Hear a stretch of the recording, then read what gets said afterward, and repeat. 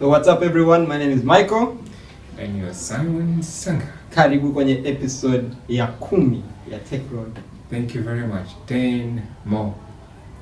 10 tena. I'll see. 10 tena, 5 tena. 10 tena nyingine. Alright. Yeah, so kwenye mambo yote tulikuwa tunaongelea tangu tumeanza hadi sasa hivi. Yes. There's one factor ambayo it keeps recurring kwenye kila kitu ambacho kilikuwa tunakiongelea tangu ule mwanzo hadi sasa hivi. Yeah. We've talked about AI. Yes. We've talked about smartphones. Retro. Yeah. Hadi tumeongelea hadi legal issues. Interesting. Yani tumeongelea vitu vingi. I'm looking forward to talk more about this stuff.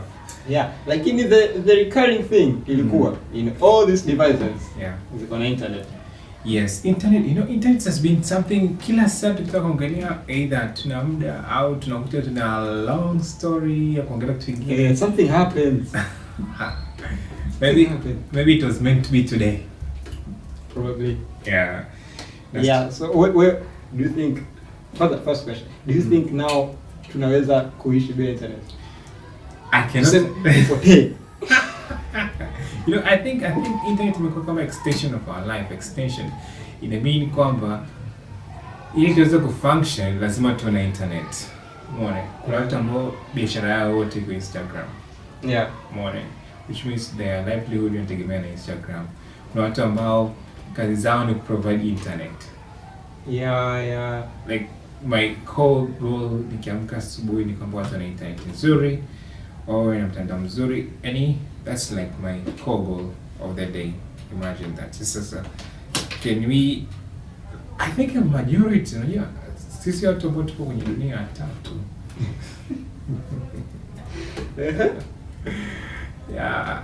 Dunia tatu, at least hatuna ile pressure ya kuwa na tunaweza tuka get our means in other ways.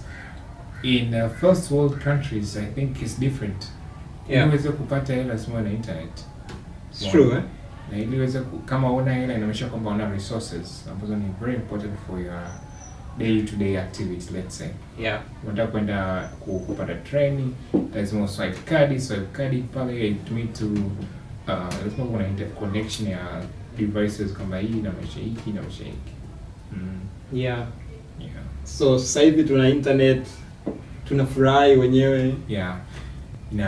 To be honest, I'm looking back kwenye maisha yangu ya before internet, FB's 2000s. In Zizo there was no internet. I wonder how What walikuwa naishi? Yeah, nilikuwa naishi actually. Kuna namna ambavyo, I was privileged kwamba I got access to internet tokea niko darasa la 7. Way back. So internet was there. Kuna a place close by kuna access ya free wifi. Na mimi ndo nikawa technician. If there is a password change nini, I was to be consulted. Tech support. And then nimeenda form 1 kuna computer classes, right? I was lucky, man. I was so privileged to went kwa sababu the time niko classes, I don't know, for some reason the teacher akawa na interest na mimi kujua zaidi computers. The worst part ni kwamba at that time I didn't know that was a privilege.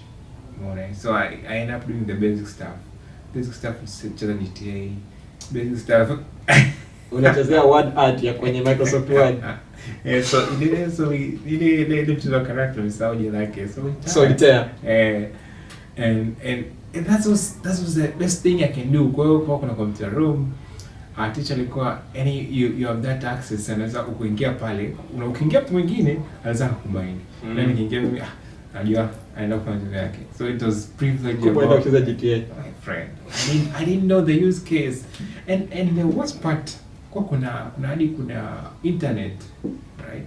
So naingia kwenye computer room, the best thing I can do, naingia Yahoo, of course, that's another thing. Nilikuwa na email yangu ya Yahoo, and then na Facebook at that time it was a big thing. Yeah. So nita browse Facebook, nitaandikia marafiki zangu message kwenye Facebook, nita like nini. Lakini it was not it. It was not it. It was like basic. Looking back, like wow, I wish I could use that time. You had so much access hapo mapema sana. I'm telling you, brother. Yani ndivyo. I think eventually you can only understand things by looking back. Kwamba wow, ili ni prime kwamba kuona hivi vitu vya kawaida. Sikukwambia nilikuwa niko form 3, yeah. Nimerudi nyumbani at that time nilikuwa na computer hizi desktop hizi. Yeah. Sasa kwenye ile nilikuwa shuleni sijui nili sign in kwenye nini, nadhani kwenye kuna hizi free lotto. Kwa sababu sikiaga free lotto ni kama ni scam, actually ni scam. So nimerudi nyumbani hivi nikapata email your phone 100 million. Ilikuwa ni 1 million USD. Yo, I was shocked like wow, kumbe ni kweli. I'm not so much tena. Nikamwambia mzee wangu kwamba sasa mzee wangu na yake kidogo sijui alikuwa anafikiria nini, lakini akasema labda sijielewe. Akanichukua kwa karibu ya nyumbani kwetu kuna benki ya CRDB. Akanichukua akanipeleka pale kwa jamaa mmoja alikuwa CRDB ni branch manager, I don't know exactly. Akanielezea kwamba how is these things are happening. At that time hapo kuna kitu ya internet banking. Sasa CRDB at that time ilikuwa haiko by default. Kwa ile visa card ilikuwa ipo. Umeona? So I'm saying I think intention yake ilikuwa ni kwamba ni mimi kuwa exposed na the way banks zinafanya. Niko from 3 at that time. Kwa akanipeleka kwenye ile bank, kwa hiyo jamaa akanielezea me at that time of course nimbole kidogo lakini not fully. Kidogo tu I got this exposure kwamba this can be a scam. Nikasema okay basi nikachana nayo. Nikaja baadaye kuna rafiki yangu mwingine, rafiki wa familia actually, akaja kunielezea kwamba actually hii ni scam na how it works ni kwamba when you put your details they end up deducting more money from your account more than you think. So they were asking for details even for Free lotto, I think it exists still today. Yes, Google 10 lakini 2008 is like a big deal. I was thinking like this is a big deal. Like mimi I was supporting structure kuelezea kwamba this is not it. Ila internet is a lot of things ambavyo if you're not lucky enough kuna ile support structure you might end up in the wrong direction. Yeah. Is it possible kwamba kuna mtu hadi sasa hivi ambaye hajui internet ni kitu gani? Yeah, not one. Ni wengi. So mtu kama yule unaweza kumwelezea nini? Kwanza the word internet. Utamwambia unaweza kumwambia ina maana gani? I think internet it only makes sense when you start using it. It's true. Yeah, it only makes sense when you start using it. So again, before using it, I would understand like okay, now najua kuna connection between me and another person, but how can I use that connection? Until you start using, naweza kueleza kwamba okay, what actually happen when you do this. Kwa mfano, when you send your SMS kwa kutumia WhatsApp, nakwambia unahitaji internet ili message yako itoke kwenye simu yako ile simu nyingine. Umeona? Kwa hiyo tayari okay, ili unaweza kutumia internet, ili internet inahitajika ili unaweza kutuma WhatsApp. Umeona? Kwa mtu wa kawaida, mtu ambaye hajui kutumia internet until afikie level ya kuanza kuitumia, apate zile constraints, the issues, hawezi kuelewa what is internet. Sasa until upate hizo constraint unaweza kuelewa what is it, and then we can go and link further. There was a time tulikuwa tunasema kwamba internet means international network. Yes, and actually that's the reality. That's the reality. But that's not where the word came from. Oh really? Yes. Tell me more. That's not where the word came from. So it started. Do you know that clip? Mtu alijaribu kusema in the beginning. Yeah, in the beginning. Akasema in the beginning. In the beginning. You know yourself when you that's exactly the president. In the beginning. I mean it'll be like 3 times. In the beginning, first time. I wanna so mahali, you know. So in the beginning, this might be. So we might call it the beginning of internet, but where all of this started, where this entire thing started, Russia launched a satellite. Oh yeah, yes. It's called Sputnik. Yes. In 1957. Very interesting. Yeah. So Russia launched satellite. Imeenda na inafanya kazi. So all other world superpowers wanakuwa wanaona what is happening? Kuna mtu kashatuzidi hapa. Yeah. Mtu kashatuzidi hapa. Very true. And then there's a country like the US. Uwezi ukafanya any technological advancement alafu ukabaki unapangalia. Yeah, very true. Hiyo sio rahisi. So wakaanza kuona sasa these people afu ndio ilikuwa muda wa kuna vita na nini. Yeah. I think Sputnik ilirushwa baada ya World War II, ndio? It was after World War II. Yeah. But kulikuwa na Cold War ambayo iliendelea for 45 years. Yes. I think that's the reason. Kwa sababu wengine nilikuwa nafikiri, I think we share the same history. Kwa sababu mimi nafikiria this started during World War I, kwamba Marekani walichukua those smart guys from Nazi Germany at that time.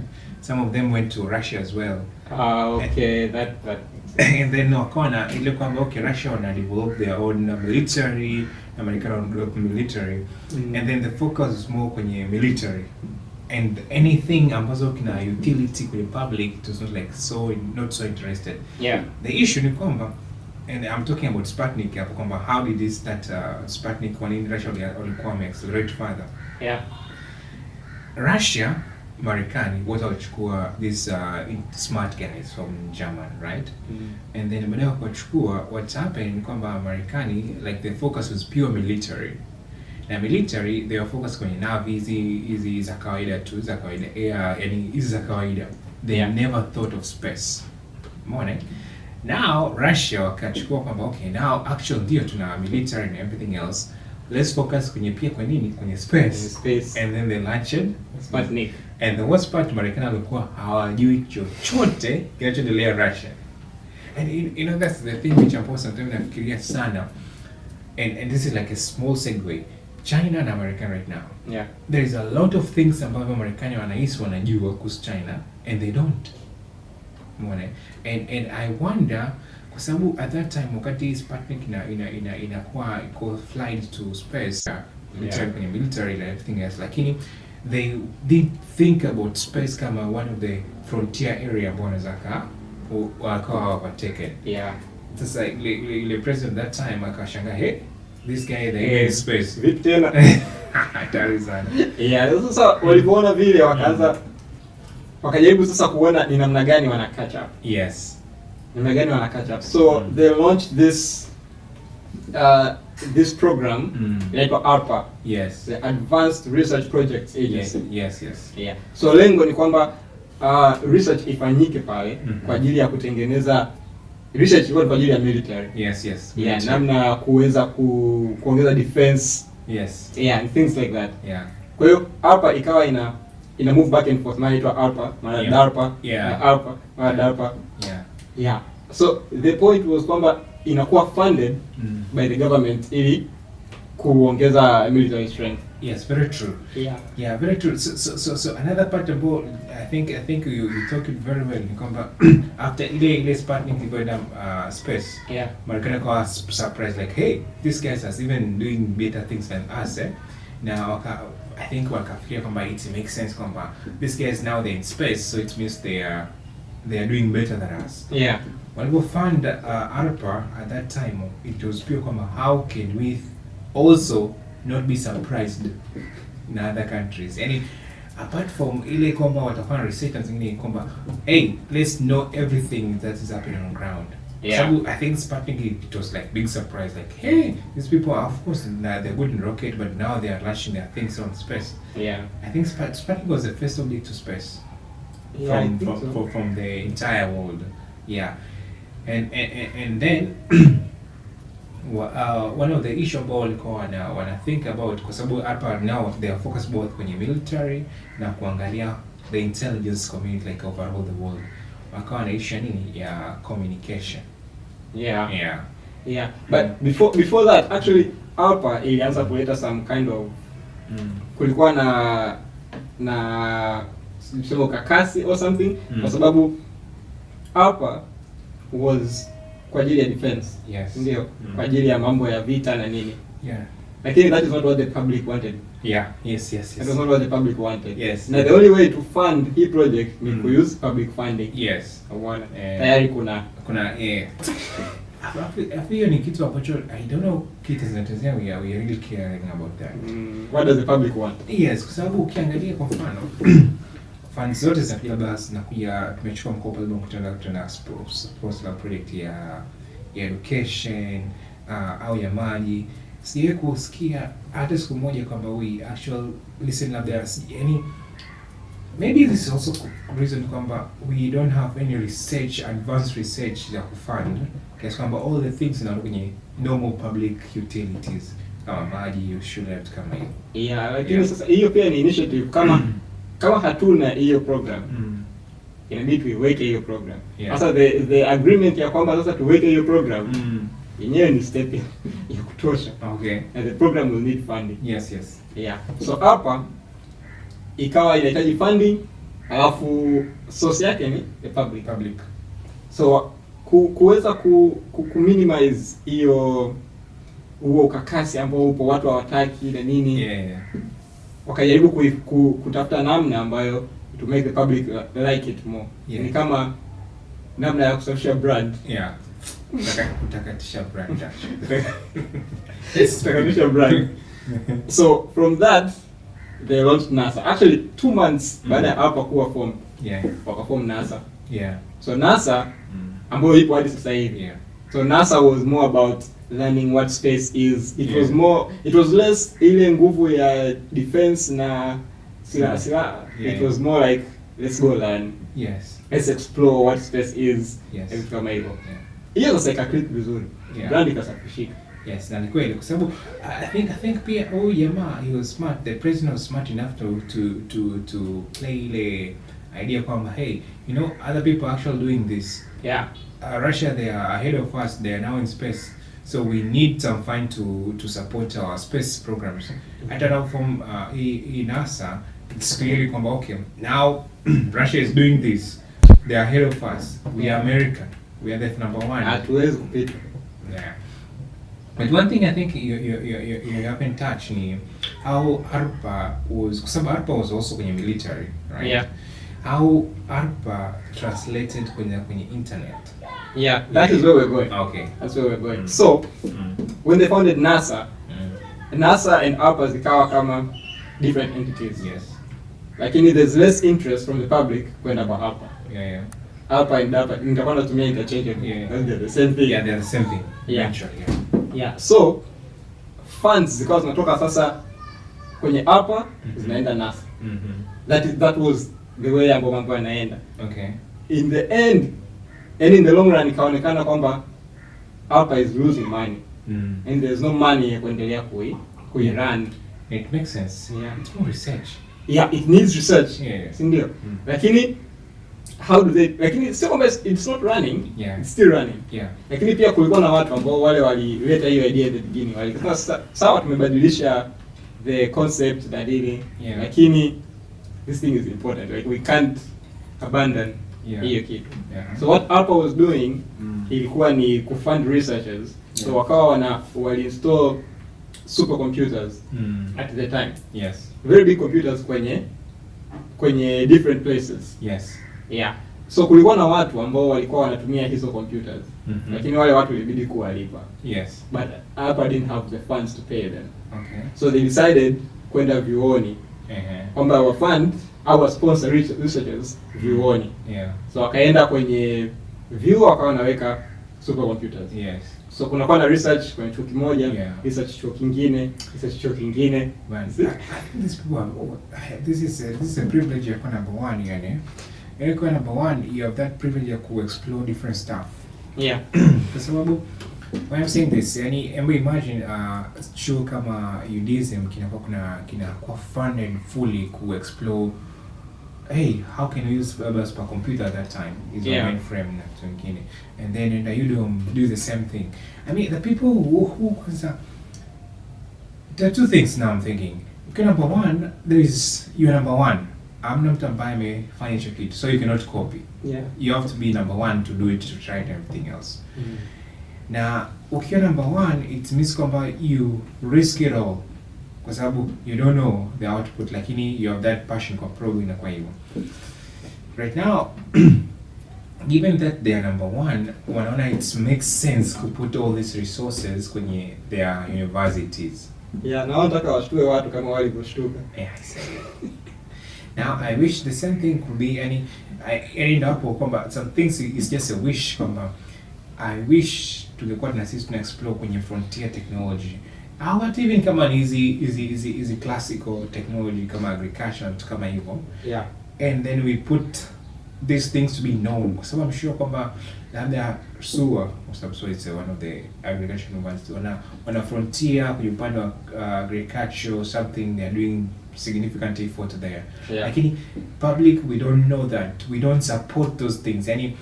We don't have the hype around the things that we are doing. But do you think one of the reasons waliweza kufanya hivyo ni kwa sababu walikuwa wamesha solve matatizo yanayomuaffect raia moja kwa moja? Not really. I think kwanza kuna two things. I think kwenye society ya Kimarekani kuna ile individuality kwamba as much as the government can support us, this is something which I should also sort mwenyewe. Kwa mfano, ukiangalia kwa mfano railway ya Marekani imebuild significant na private sector. Umeona? Sasa Tanzania infrastructure kama railway na biliona government. Sawa. So the government has like different area to invest kwenye hiyo fund moja. Ita invest kwenye education, ita invest kwenye railway, ita invest kwenye umeme na vitu kama hivyo, umeona?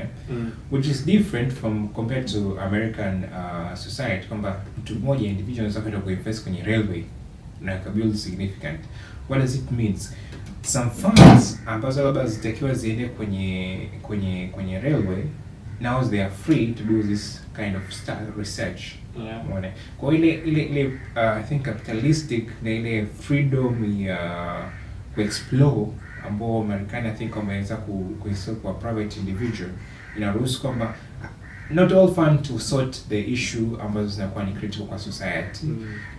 But individual fund can do that as well. Kwa mfano, let me give you a simple example. Marekani sio kila sehemu kuna internet. But this guy Elon anakuja na Starlink ana solve that issue. Yeah. Umeona? So haina haja Marekani kutengeneza fiber kwenda kila state fiber cable. This private individual amesha deploy that and it's available already. Yeah. So it's just to use. So the funds ambazo serikali wanatengeneza fiber, now they are allocated to under significant research. Yeah. Lakini what my point was ni kwamba society ile kutengeneza hype, all these things happening because Russia ameendelea mbele kuliko our society. Now let's take an simple example. Kenya na Tanzania. Labda Kenya wameweza kufanya something weird, something advanced, umeona? And then we are prompt kama society ya Tanzania. You know what? We also have the same research center at SUA. Let's hype it. Kwamba it's a big thing. Kwa hype ni kuruhusu serikali kutumia enough funds, kuongelea about it, to write about it. All this hype the thing. Na I think hype inasababisha watu wengi waenda kwenye hiyo area. There is a time watu wanaongelea kuhusu petroleum, watu wengi wanaosema petroleum. Yeah. Not because it was having hype. Yeah, there was the hype in that way. Now, if there is 10 mind working on a problem, they are doing significant advancement compared to one mind working on that. So kama wanafunzi 20 wanasema, okay, let's go and solve this classical problem. Itakuwa ni different for compare when wanafunzi 5 wana solve that classical problem. Yeah. So that hype, that's what I'm talking about here. Yeah.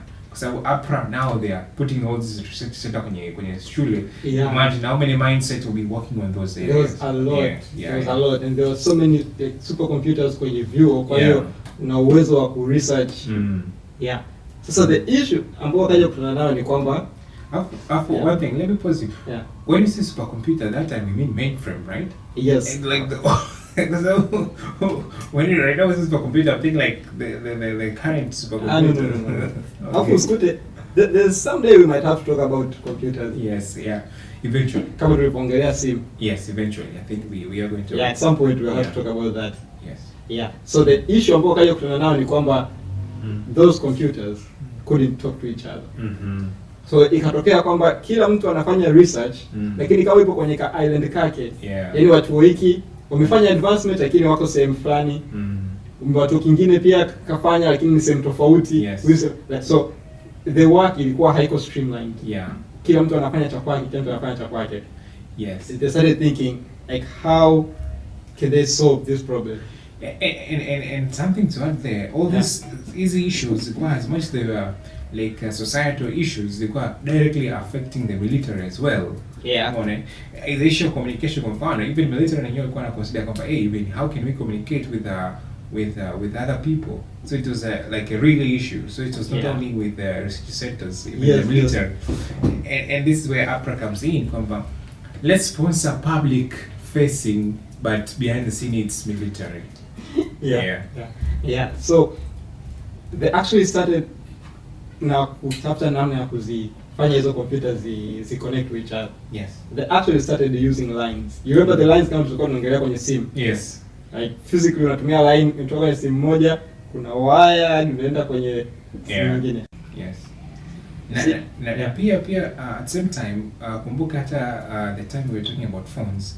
Remember the time walikuwa na communicate kwa kutumia hizo nyaya. Yeah, ni hizo nyaya. So that was the medium of communication literally. At the time, if you want to be connected, you literally have to be connected. It is a literal connection, a physical connection. Yeah. Kutoka sehemu moja kwenda nyingine. Yes. Right? So wakafanya hivi and then it worked. Yeah. Now they could share resources, share knowledge, Yeah. And then later there was a new concept ambayo ikaja. It was packet switching. Yes, and I think before that it was APRA walikuwa wanajiuliza kwamba okay, now Russia, they are nuclear powered, they are all this advance in their military. What stopped them to bombard our network? The two military centers hawataweza kuongea tena. Yaani kwamba mimi niko kambi ya Musoma na kambi ya Dar es Salaam tumeconnectiwa na wire. That is one line of communication. Yeah. So kuna hii tension kwamba what if failure ikatokea, anything happen kwenye hii cable total happen. So APRA wakawa na another issue kwamba okay, our communication right now ni through one channel, right? And if this one channel is compromised, we are done. There's no way we can communicate with another center. So before packet switching, there was that attention kubwa kwamba how do we go about it? Yeah. And then there was this guy anaitwa Bacon or something like that. Bacon, he was researching his institution, his chuo sasa. Akasema kwamba you know what, we actually need to rethink in terms of decentralized or distributed communication. Yeah. Kwamba as much as I'm communicating to you, I should not rely on one channel. But if labda kwa sababu at that time ilikuwa ni viwili, ilikuwa ni SLA na but I don't remember exactly the time, but SLA ilikuwa chuo cha California, Los Angeles na chuo kingine. So instead of us only having one way communication ya kutumia cable, let's have like distributed kwamba labda from node 1 to node 2 to node 3. Yeah. But also kuna communication node 1 to node 2. Umeona? Yaani kuna distributed, yani channel ni njia isiyo moja, but kuna multiple ways ya communicate. Kwa kuna waya moja ya kati yako na kompyuta moja kwenda kompyuta moja. Badala yake kuna kompyuta mimi na kompyuta nyingine inakuja kwako tena. Mimi na kompyuta nyingine inakuja kwako. Unaona, kwa hiyo inakuwa kama have different channels za communicate na wewe depending on which one is available. Yeah, kwa hiyo kompyuta moja inaweza ikawasiliana zaidi ya kompyuta moja sasa. Yes, that's where. Yes, that's very interesting. And at the same time unajua this is a thing ya kuwa na allies. So as much as Marekani walikuwa wanafanya progress zao, kuna another progress inatokea UK. You know, UK na in these days kwamba we don't see UK as a superpower. At that time it was like seems to be like something to reckon with any institution kubwa pia. Kwa kuna research mwingine kule. Huko anafanya distributed communication, yule kule akafanya packet switching. Wa UK. So packet switching ndio hiyo ambao unaongelea sasa hivi. Yeah. But now because ya NATO ile alliance, they were able to actually acquire and integrate the two things, distributed na packet switching. Yeah. And this is allowing sasa eventually kuwa na this is a story sasa eventually kuja kwenye internet. So tell us more about the packet switching. Packet switching kwa watu wanaosoma mambo I think tutakuwa mnayajua sana. Yeah. Unaweza ukamwezaje layman? Layman, nitamwambia kwamba nikitaka kutuma labda mzigo wangu wa mchele kilo 100 kwenda Iringa, nitatuma kilo 10 kila saa na magari tofauti. In a way kwamba gari moja likipata ajali, magari mawili mengine yataanza kuendelea kwa kisha at least imefikisha nusu kilo 50 Dar es Salaam. Umeona? That's the simplest way to think about. Yeah, yani badala ya kutuma kwenye basi moja ambalo likipata ajali, basi tena divide kwenye vifuko vidogo and then make sure tunafika Dar es Salaam. In case basi mawili yamepata ajali na kilo 98 zimefika Dar es Salaam. Yeah. So at least it's not a total loss. It's like half loss or 90% loss. Yeah, that's packet switching. Yeah. Sasa ukija sasa kwenye the actual information ambayo inakuja kutumika sasa ni data, na tunaongea in terms of data. Yes. Tunasema kwamba data unaweza ukasema ni kama packets. Yes, ni kama packets ambayo zinaitwa bits. Yes. Packets of data. Yes. So the packet is broken down na inapita kwenye channel ambayo it has least resistance. Yes. Na I think hapo ndio go back kidogo. Yeah. Yani before kwenye yani mtu aliyekomba information yoyote ile, iwe sauti, iwe maandishi, anything iwe kwenye stream yani ni kama bits yani ni bytes. Na yani tunavyo represent kwenye core structure ile information yako ile unaandika labda pale, au hata sauti zangu ile aiwe sauti inakuwa kwenye mfumo wa bits, inakuwa represented in form of bits. Yeah, kwa hiyo inamaanisha bits of data. Bits of data. Yeah. Kwa information inakuwa data inakuwa bits, and then so bits is known as packet. Kwamba okay, bits 1, bits 2, bits 3, bits 4, and this is the very layman way of explaining it.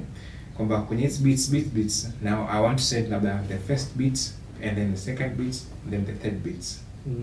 So the guy from UK alivyokuwa anafikiria hii hapa, the core thing alikuwa anafikiria kwamba how can we take this information ambayo iko kwenye data and send it in a way kwamba tuna send information yote lakini kwa vipande vidogo ambavyo vipande vidogo tunaita nini, packets. Yeah. So up to this point sasa ni kwamba tumeshaelewa kwamba tunaweza kama hapa na sasa kama mimi nilivyopo muda huu. Kwamba tumeshaelewa kwamba tunaweza tukatengeneza network zetu wenyewe. Yes. Na zikatumia packet switching. Yes. Kwa hiyo kila university wako wanafanya hicho kitu kwa sababu sasa ishakuwa the most efficient way of communicating between computers. Yes, kumbuka hapo pia tulisema kwamba inakuwa distributed, kwamba the parts of the less resistant umesema kwamba as much as kwamba natuma those information kwenye vipande vidogo, let's say packets, ambapo tunaitwa packets kwa kitaalamu. Tunaitwa packet kwa kitaalamu. It implies kwamba packet ili kutoka sehemu moja kwenda sehemu nyingine lazima inapitia path hii au path hii au path hii, kwa sababu iko distributed. Umeona? Kwa hiyo it means kwamba packet itatoka kwangu itatoka kuja kwako, lakini packet ya pili itatoka kwangu itakuja mtu wa pili afu ndio itakuja kwako.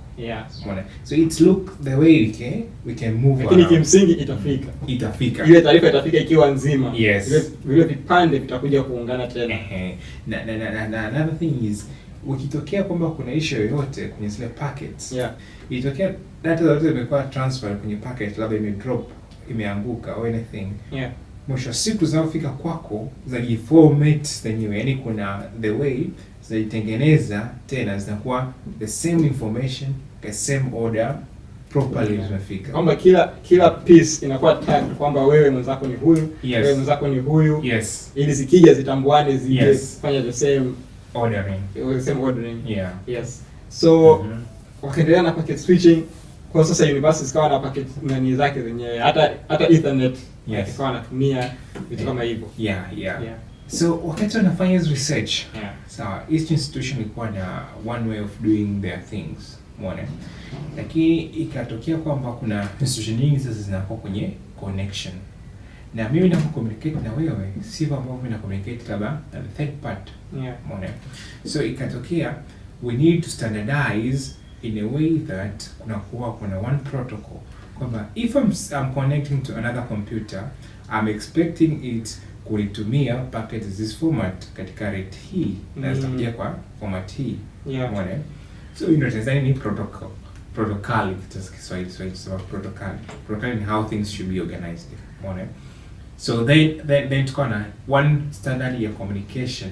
Of course at that time kuna different standards of communication, lakini one standard which emerged kuwa very robust inaitwa TCP, Transmission Control Protocol. Yes. Yeah. So here it talk about how do you transmit iso communication between one party and nyingine. Kwa ikawa ni specific na yani na why this is important ni kwamba when you send is packets or is information kutoka mtu mmoja kwenda nyingine, you expect zikifika kule zijipangenye ili information itokee kwa the user. Ndio. Lakini pia at same time unategemea kwamba yule mtu akicommunicate na wewe pia uweze communicate naye.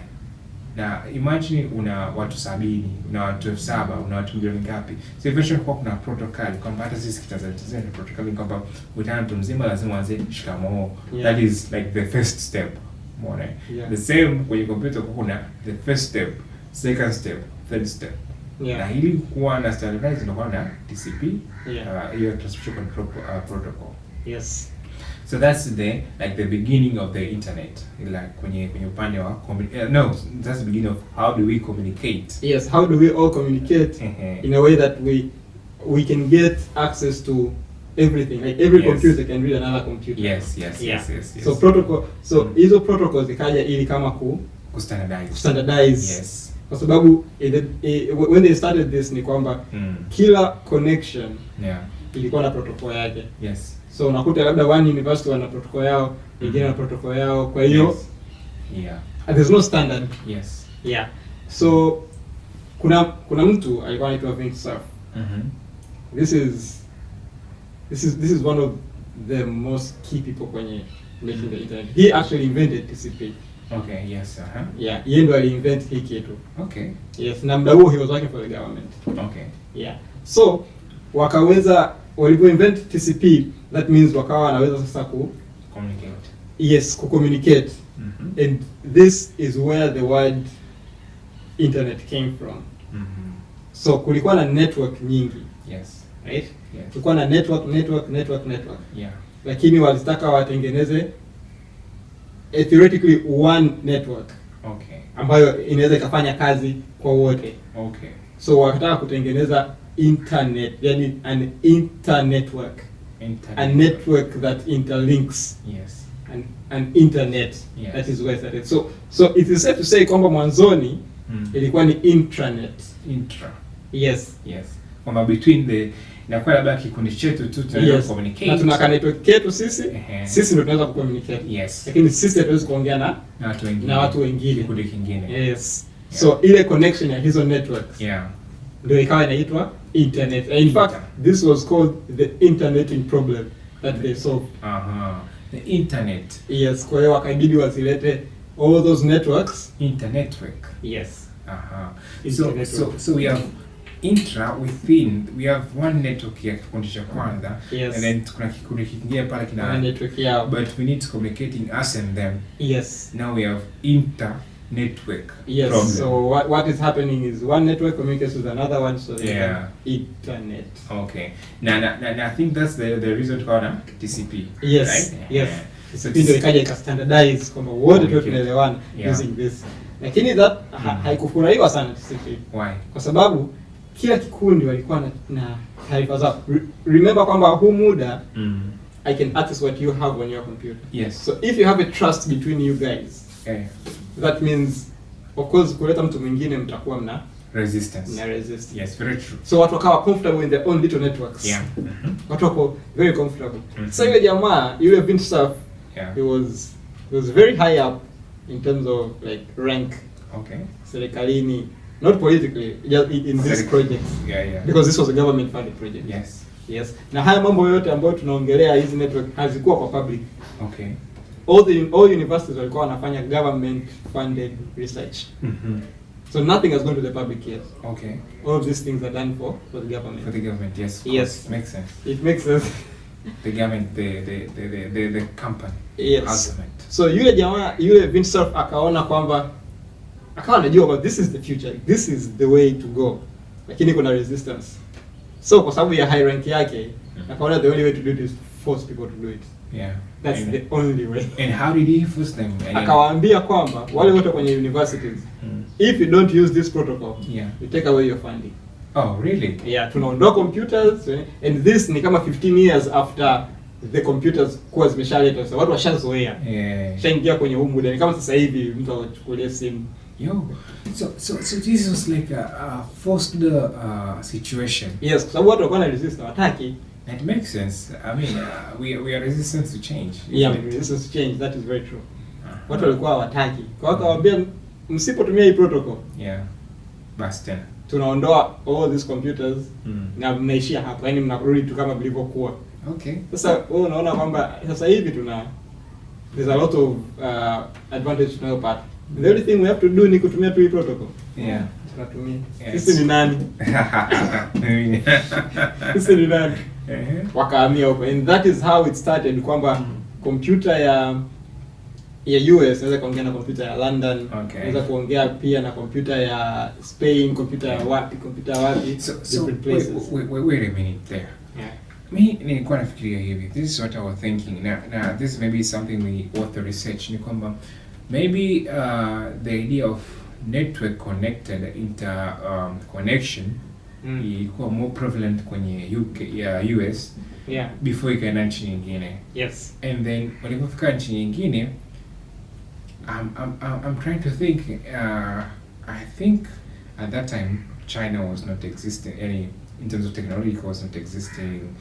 Russia was not so much in terms of maybe they had their own protocol as well, but maybe not sufficient kusema kwamba it's robust enough. So what I'm thinking ni kwamba pure assumption ni kwamba US wamepush TCP kwenye universities zao right now, kwenye hizo intra-network, then inakuwa inter-network, and then wanaenda British, UK pale wanaambia, hey guys, this is the standard protocol for us to communicate between us and you have to adapt it. Okay. So I want to believe kwamba at that time US had enough resources kuweza ku-pressure another country to adapt something like that, kwa sababu kama kitu kiko military and most of the Western countries are connected military wise, they are all under NATO. I think by 80 almost all of them wamesha 80s wamesha kwa NATO's. So I'm trying to think about, given there are frontier people to discover this, they can easily push other countries to adapt the same thing. Yes. Yeah, okay. Yeah, na kitu ambacho pia hatukumention ni kwamba haya mambo yanatokea in very large amounts of time. In the duration between one discovery to the next one ni miaka mingi sana. Yes. It makes sense. This is another thing, you should be very, very honest with yourself.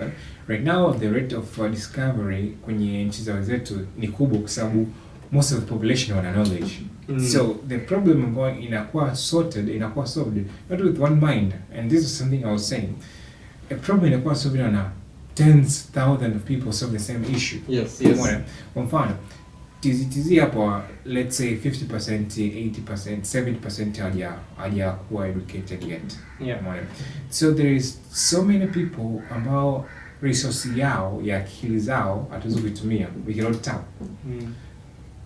Partly so kwamba wana akili lakini they are not exposed to that thinking that particular problem. Sasa mtoto wa darasa la 5 umwambia some ile hesabu ya form 6 hawezi kwa sababu hajawa exposed yet. Kwamba hawezi, kwamba hajawa exposed yet.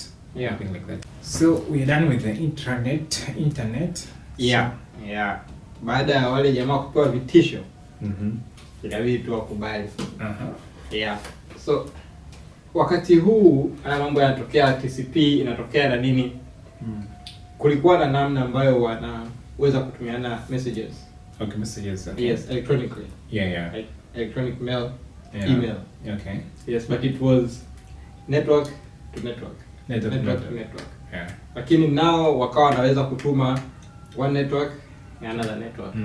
Yeah. Inter network. Yes. So along with TCP also came IP. Okay. IP, that is internet protocol. Yes. Yes, ni kama identification ya kila device ambayo inaweza ku-access internet. Yeah. Yeah. So, kwa sababu nao kuna TCP na tunaweza mkatuma messages between networks. Yeah. Email ndio ilianzia huko, which is also a reason why sasa hivi unaweza ukapokea emails from different sources. What do you mean? Any different suppliers, different companies. Kwa mfano Gmail inaweza ikasend Outlook. Yes, correct. Na pia Gmail inaweza ikasend Yahoo au Yahoo ikatuma Outlook. Hamna boundaries. Yes, kwa mfano the difference between this ni kama internet messaging sasa hivi. Yeah, kama WhatsApp you can send to Instagram. Yes, or Telegram. Yeah. Or to yoyote ile nyingine. Yeah. Lakini email unaweza ukatoa Gmail Yahoo. Oh, okay. Kwa sababu kuna protocol. Yes, kuna protocol ambayo inaziallow all those networks to communicate. Yeah, that makes sense. Yes, this is where this TCP this is where email, this is what allowed email kuweza kufanya hivyo hadi sasa hivi. Yeah, it makes sense. Unajua, I've never thought or nikapay attention kwenye issue ya kwamba emails are interoperable. Yeah. Per se. Lakini now it makes sense. So it doesn't matter ni upo kwenye network gani. Yeah. Na I think kuna some effort ukiangalia kwa mfano ile rich text. About it's a way that you can send a message from iMessage ya iPhone to Android phone. Now even you are allowed also to send easy reaction. I think because actually we don't have this is a subject of more research actually. What is a rich text? You mean RCS? Yeah, RCS. Yeah. Kwa sababu unaweza ka send right now emoji, ile reaction zako. You can also kuna namna ambavyo you can sell all these rich features between Android SMS to iMessage. Yes. Now sasa hivi wameruhusu RCS kwenye iPhone pia. Okay. RCS, it stands for Rich Communication Services. Oh, okay. Yeah. Kwa hiyo ideally bado na solve ile tatizo la green bubble, blue bubble. Yeah. Alright. Yeah. So after the email what came? Yeah. So walipofika kwenye hiyo stage sasa, by that time it was 1983. The internet was switched on. Okay. So kama hivyo yani, that is how it was. They switched on the internet and it has been working ever since. Okay. And when you say switch on, you implies different stuff, you know. Yeah. Let me say it like this. Internet protocol. It's a feature. Between two computers. I have to know how to communicate with you. Yeah. So as long as I have that feature, I'm on already. Yes. So why are you saying they switch on the internet? Oh, right. So TCP was TCP ilikuwa introduced au ilikuwa proposed in 1978. This time was introduced. Yes, so the time it was proposed pia kwamba tunaweza kufanya hivi na kufanya hivi na kufanya hivi. Kwa sababu it took Vint Cerf na wale watu wake wengine ilichukua 6 months kuitengeneza. Okay.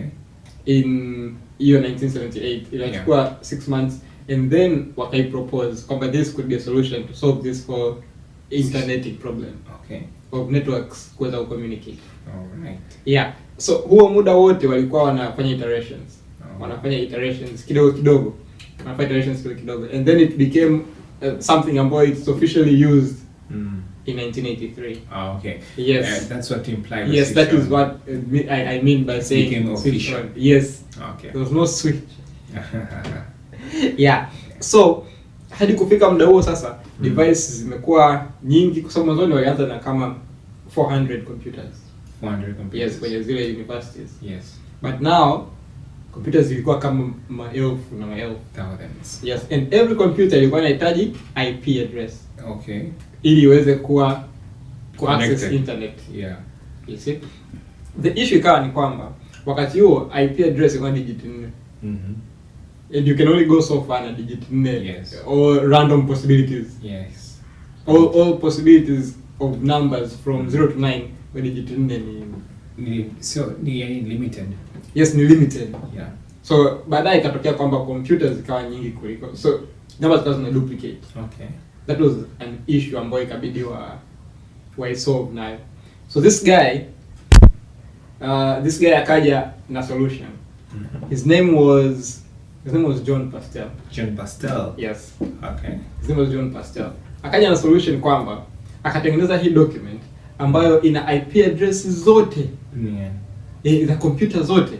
Na kama unataka kuregister device yako iweze ku access internet, ni kama unaongea naye, nataka kuregister nini, anakwambia IP gani? Yes, anakwambia IP address ni hapo.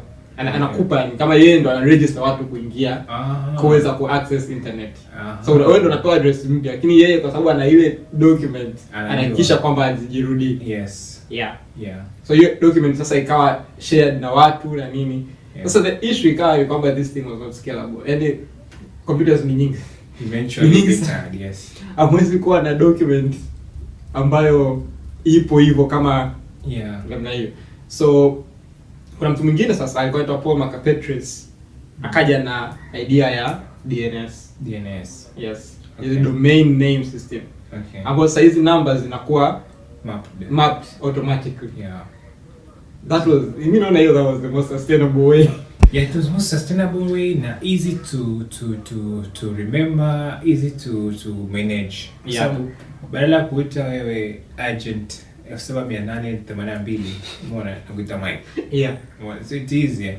Yani 1882 it's a lot of words compared to Mike. Yeah, na hamna mtu ambaye anawaza tena kwamba huyu tumuite nini, tulishia wapi, tuendelee wapi. Yeah. So that was the issue. So wakasolve hiyo tatizo hapo. So miaka ikaenda, Vint Cerf yule ambaye alikuwa kwenye team. Yes. In fact yeye ndio pioneer TCP kwa invented. Okay, yes, true. Akaondoka kwenye government service. Okay. Akaenda kwenye private sector. Yes. Na alikwenda kwenye private sector, akaenda kwenye kampuni inaitwa MCI. Yes. MCI. Yes. Kuna kampuni inaitwa MCI. Sasa MCI lengo lao ilikuwa ni pia, kumbuka nao pia wanatumia internet, ndio. Hawatumii internet, wanatumia networks kwa sababu internet ilikuwa tu kwa ajili ya government and government sponsored research. Lakini kuna the private sector that want to commercialize, lakini hawana access to the internet. Kwa hiyo ikabidi kwa wale MCI walikuwa wanafanya kwamba sisi tunaweza kutuma ujumbe kutoka mtu mmoja kwenda kwa mtu mwingine. Na pia walikuwa na feature kwamba kama unaona kwamba hiyo electronic email itachelewa, kwenye address bar unaweza ukaweka physical address.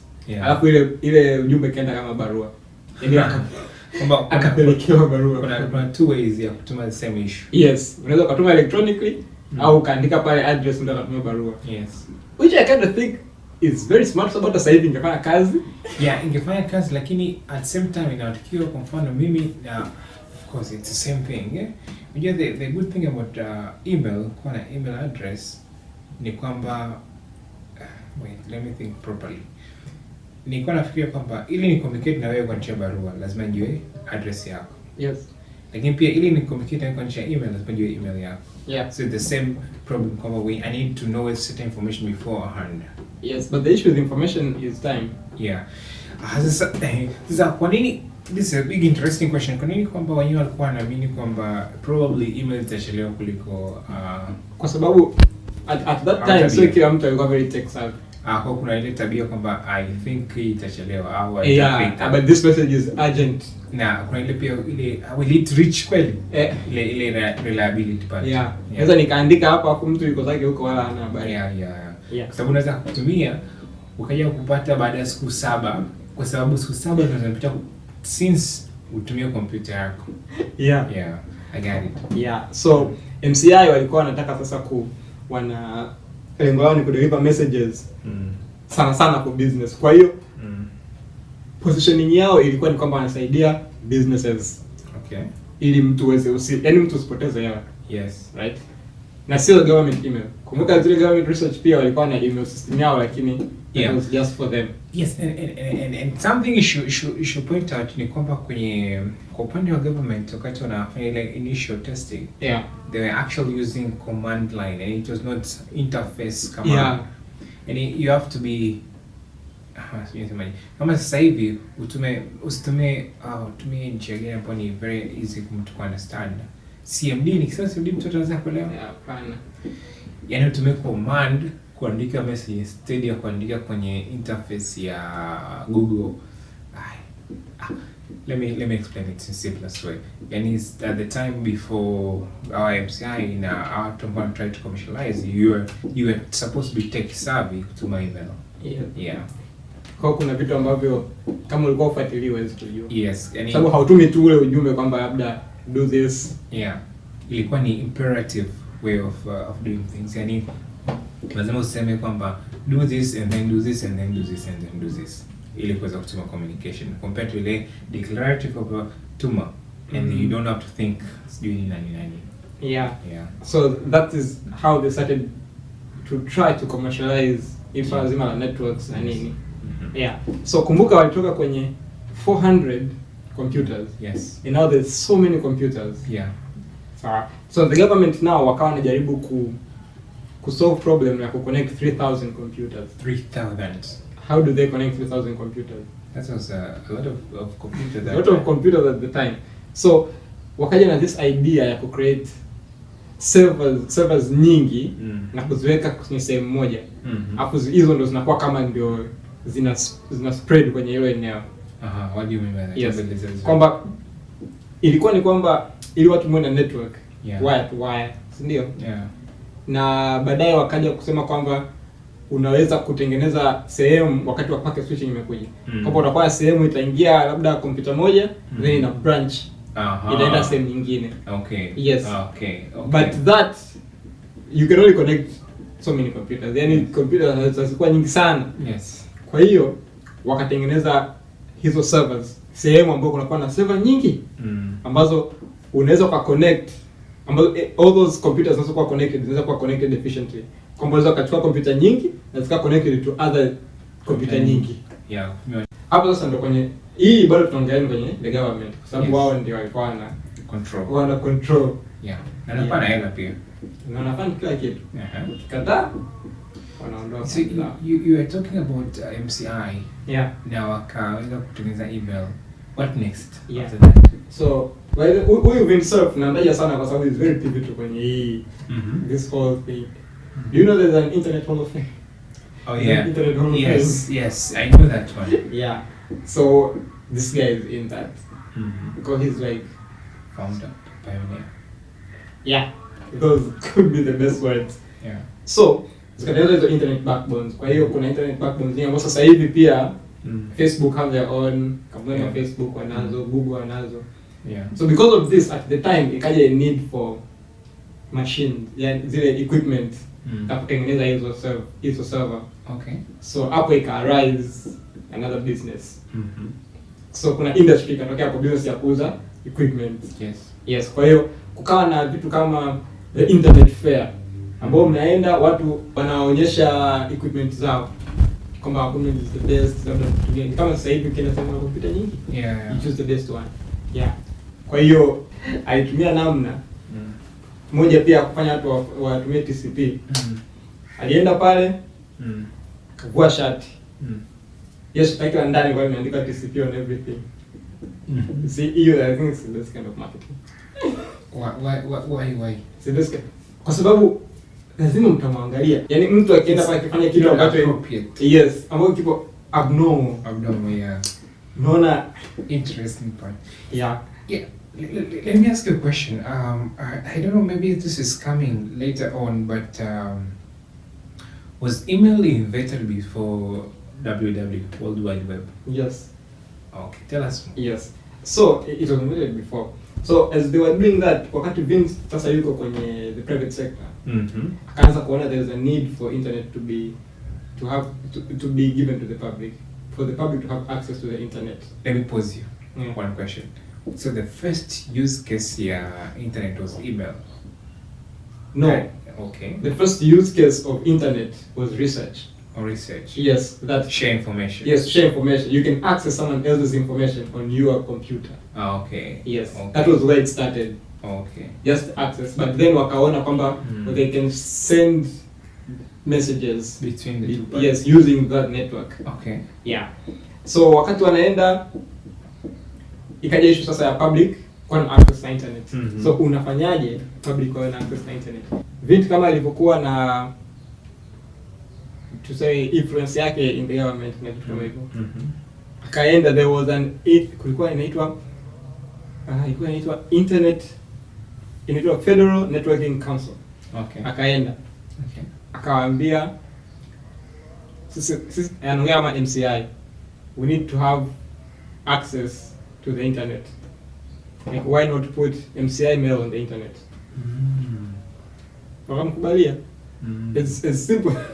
It's simple as that. Okay. Wakamkubalia. So now MCI, which was a private company, could now access the government funded internet. Yeah. There was a shift hapo. Yeah.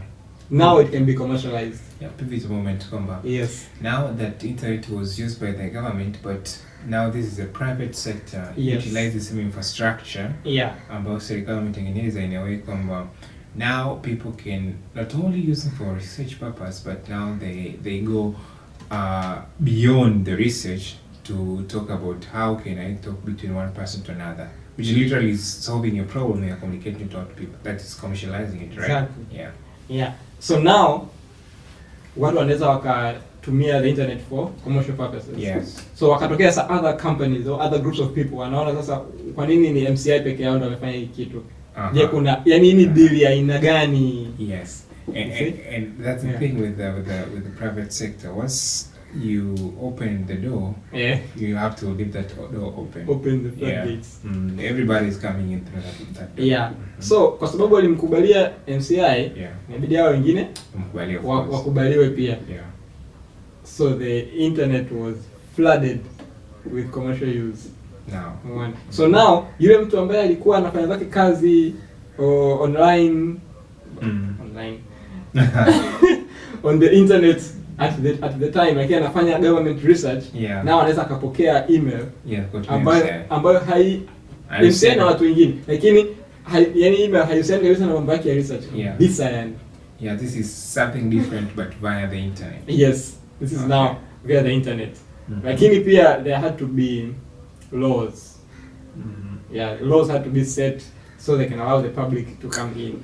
Lakini kuweza commercialize the government funded internet, that was one of the biggest steps. So sasa 10 years later, so by the way, wale watu ambao walikuwa wanaweza kuprovide hiyo service kama MCI na nini wakaanza kuitwa internet service providers. Yes. Yeah.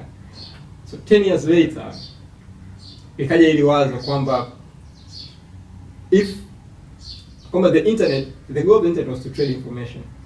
To be able to access another person's information. Yeah. Sasa kwa nini inatumika tu kwenye messages? Interesting part. And I think that was like the most important change when the internet as we know it. Yeah. Because now we are opening it for the mass. Yeah. And it was gated before kwamba only certain people wanaweza kuifikia. But now everybody is opened up. Now unaweza ku access the internet. What does that mean? It means more power to you, more use case for users na vitu kama hivyo. Talk to us. Yeah. Kwa hiyo sasa ilo wazo likaja sasa, kwa nini hatu share information but instead we just sharing messages? Yeah. So this idea came kwamba think of the internet as I'll ask you a question. Ukiwa una search kitu kwenye Google, si ndio? Una search ukiandika kitu pale, what comes? Inarudi zile list ya links. Yes, websites. Yes, websites. Kwani websites na nini? Yeah. So the same idea there was this idea now imegrow, lakini ilianzia kwamba think of the internet as one document. Inabidi uwe na namna ya ku access all parts of that document. Meaning kwamba wewe kama uko kwenye kompyuta moja unaweza ka access kitu cha kompyuta nyingine. Yeah. So ikatengenezwa hyperlinks au hypertext. Yes, something ambao unaweza ukatumiwa kwenye email kikakupeleka kwenye hiyo information. Now that's the very interesting part. Well, that's when we come to World Wide Web. Yes, that is where the web started. Okay, so we move from the basic use case ambao ni email. Yeah. Now tunakuja kwenye World Wide Web. Yes, now we're trading information. Not messages, information. Yani mtu kaandika kitu, lakini kipo sehemu fulani. Yes. You want access to it. Yes. So that is what zile hyperlinks au hypertext zilikuwa zinafanya. That is why now website ikianza pale inaanza na HTTP, which is Hypertext Transfer Protocol. Yeah. Yes. Kwa hiyo that was the best way to think of it. Ni kama ukiwa na document alafu ukitengenezea table of content, ukiclick kwenye table of contents na kupeleka directly kwenye ile sehemu. Iko linked. Yes, iko linked to that text. Na pia unaweza ukawa na PDF ambayo ina neno ambalo liko linked to kingine. That is the same way this work. It was like that. So it was a way to navigate kutoka kwenye document moja kwenda kwenye nyingine kutumia link. Kwa hiyo nita-click hapa, nikiklik hapa itatoka hapa itapeleka sehemu nyingine. Yes. Now that is because we have the protocol of doing this about HTTP. No, HTTP was that text iliyokuwa na hiyo link. Yes. Ile hypertext. It's text that contains some directive to another thing. Okay. So kuna vitu vingi hapo. Kuna how do we access the information from other pages? Ndio. Yeah. Tunatumia how do we access each other? How do we communicate between computers? Yeah. That's one part. Yes. Second part, tumesha communicate. How do we access the information? Yeah. Ndio naoje kwenye Yes. Transfer protocol. Yes. Ndio. Kwa hiyo hypertext transfer protocol ilikuwa inakuwezesha now ku access those documents. Yes. You are network, but now you need to go to the document per se. Yes. Right. So we have HTTPS. Yes. HTTPS that now it has security. Yeah, security. Yes. Yes. Kwa hiyo na the key thing ilikuwa ni kwamba hiyo document unayotafuta iwepo on the internet. Yaani iwepo in that umbrella of networks. Yes, lazima iwe connected. Yes, lazima iwe connected. Yeah. You see? So that was one of the key things. Kwa hiyo that's how it started. Kwa hiyo unatumia message, una click, inakupeleka. Unatumia na click, inakupeleka. So yule jamaa akaja baadaye akatengeneza software ambayo akaiita World Wide Web. Okay. Lakini yeye alitengeneza World Wide Web as a product. Baadaye alikuja kuibadilisha jina akaita Nexus ili isichanganye. Okay. So web ilikuwa inamaanisha kwamba we are connected, yani the connection, that's where the analogy ya web kaja. Right? Lakini akaja kuita Nexus kwa sababu the product and the concept ni tofauti, lakini ukiziita zote jina moja zinachanganya. Yeah, so baadaye kaja kuitwa Nexus. So from there we grew into graphics. Okay. Very important part. Yes. The interface ikabadilika kwa sababu mwanzoni ilikuwa ni text. Unatumia text na nini? And the graphics interface ilikuwa inaitwa GUI. Graphics user interface. Kwa hiyo the same action ambayo ilikuwa inakuchukua maybe kama neno liliandikwa play kwa mfano. That word ukiclick na kupeleka sehemu. Now hatutumie word, tunatumia a picture. Ukitumia that picture, it does the same action. So I think this is the same situation tuko nayo na I think recent 2020 mwishoni kwenye you see with ChatGPT. Walikuwa wako available since those days, right? Lakini the access itakuwa ili kuhitaji haikuwa sophisticated enough kumruhusu mtu wa kawaida kuitumia. The interface ilikuwa sio friendly. I think baada ya kumweka let's create a way that you can communicate with this via chats. Ile to and fro. It changed everything. Yes. I think the same way at this time kulikuwa kuna hiyo communication kwamba okay, now yes we can do all this linking na vitu kama hivyo, lakini for me to be able to communicate with you, I need to be tech savvy per se. There is no easy user intuitive way I can communicate. I can use this and do the same actions and do the same reach the same goal. But now with the GUI graphic user interface, this allows me not to be technically detailed hivyo, but to kuwa na ile sema design lakini ni kama user experience, user interface ambazo zina do certain action ambazo yani vitu vinavyo imply action. Ni kama ukiwa una search Google, ukiandika neno, it doesn't say search, kuna ka icon. Yes, now you can click kumaanisha kwamba you are searching. So that is where the World Wide Web started. Okay. Yes. And this is now the internet. Everything that came after that. So we started with websites, kimsingi, kama kwenye apps na nini. Which is very interesting kwa sababu now when you start thinking about it, ilikuwa ni kwamba now for almost like 40 years, 1950s, 58 until to 1999 almost, right? Watu wanahangaika zaidi kwenye infrastructure ways. How do we communicate? Now we are communicating. How do we access those documents? Now we access those documents. How can we make this easily for anybody, right? This how can we commercialize? Now how can we make public, right? Commercializing per se. And then once you commercialize, now anybody can use it, right? Anybody can use it. It means kwamba now there is many use cases because everybody can use it. Yani, after figuring out the UI, GUI, all this infrastructure, the next step is to give the market. The market then can be able to build on top of that the applications, the websites, everything else. So you see that the transfer is from nothing, from competition, from that competition to infrastructure, to problems. How do we solve these issues?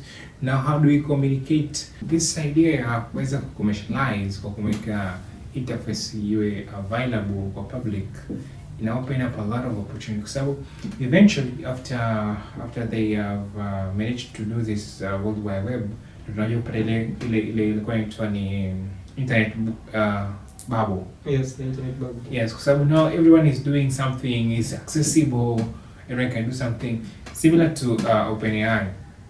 OpenAI waliweza na wanaweza kuonekana right now kwa sababu wameweka interface ambayo ni very useful. I think AI very useful, it's very usable. Usable, that's a correct word. It's usable na mtu yote anaweza kuaccess. Hadi mdogo wangu anaweza kuaccess. Umeona? That's the different compare na wewe ambapo unakuwa labda una access via API, sijui lazima take savvy uweze kutumia vitu kama hivyo, lakini with this approach ambapo inakuwa ni very easy and inakuwa ni inakuwa hapo inakuwa ni very easy. So I think that's it. That's the first part. Yes, that's the first part of the internet. We'll be back kufanya hiki tu again. Yes, I think we'll have to dive deeper kwenye kuangalia mambo ya Ethernet, how did this internet change economies za watu wengine. The internet bubble itself, it was a story in itself. Amazon, kwa sababu these are the early adapters, Amazon, Microsoft. How did they use it at that time? Now, how did they move forward?